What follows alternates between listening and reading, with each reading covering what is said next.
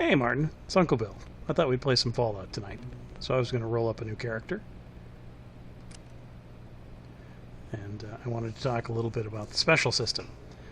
Special meaning strength, perception, endurance, charisma, intelligence, agility, and luck. The Fallout games didn't always have the special system. Early on when they were working on the original Fallout, they were working with Steve Jackson's games to use the generic universal role-playing system, or GURPS, for the character development. So at that point, you would have strength, dexterity, intelligence, and health.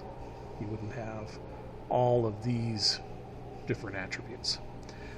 It didn't work out because the original Fallout was deemed too violent. There's that initial scene where the Canadian gets shot unceremoniously, and that was a little too violent for Steve Jackson's game, so they decided not to partner with Fallout from that point on. So let's take a look at some of the stock characters that we could be playing as. I pulled up Max Stone. He has a very familiar face. I sort of look at a face very similar haircut in the morning when I get up, and so I don't really care for this guy. Not really at all. He's also much more heroic than I am in terms of strength.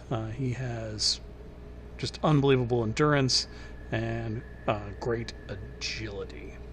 The one thing that we do have in common would be our intelligence. So I'm about a 4, so that seems right. I am also the largest person living in my vault, so we have that in common too. So I don't like this guy. Well, moving on. So here we have Natalia. Natalia is the grandchild of a Russian diplomat. She is a talented acrobat and has heroic agility.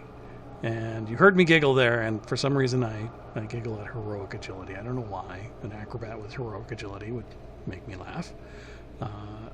I know that if I were to play this character, I would die in about 10 seconds, because I do not have heroic agility or a mindset for it. So this is also not my character.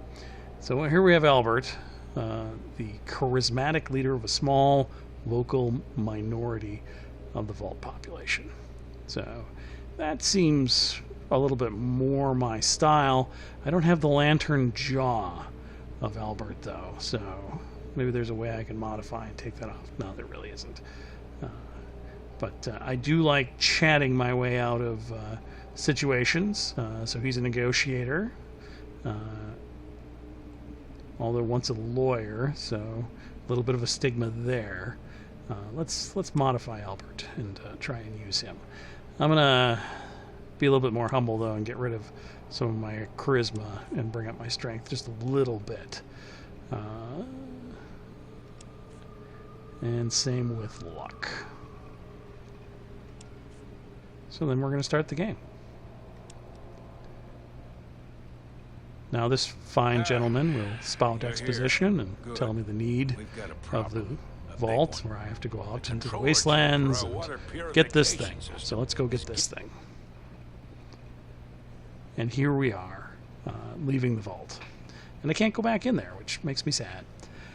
One thing I would like to mention before I sign off, I've been playing Fallout Shelter on my iPhone and iPad. And one of the things I think is just hilarious about that game is you're in a vault. You're in a protective vault. There's a huge steel door, just like this one. Layers of concrete and steel protecting you for generations.